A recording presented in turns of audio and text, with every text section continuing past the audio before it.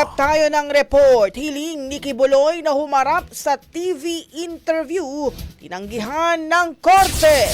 Brigada Jigo Custodio, ibrigada mo! Brigada Live Report. Tinanggihan ng Pasig RTC Branch 159 ang hiling ni KOJC leader Pastor Apollo Kibuloy na dumalo sa isang live television interview kaugnay ng kanyang paghahain ng Certificate of Candidacy para sa pagkasenador sa nalalapit na 2025 midterm elections. Sa isang 3 pahinang kautusan, binanggit ng korte ang mga posibleng panganib na dulot ng anumang pampublikong pahayag na maaaring gawin ni Kibuloy sa nasabing panayam.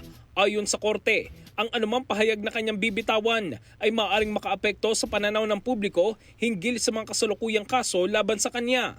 Bagamat kinikilala ng korte ang karapatan ni Kibuloy na maghangad ng pampublikong posisyon at makilahok sa mga lehitimong aktibidad ng kampanya, ang karapatang ito ay hindi ganap at nananatiling sakop ng regulasyon ng korte.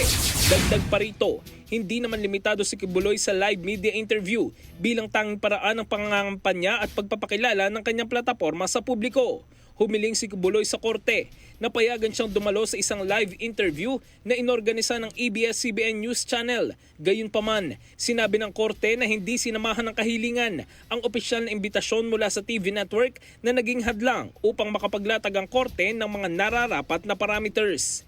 In the heart of changing lives, ito si Brigada Jigo Custodio ng 105.1 Brigada News of Manila.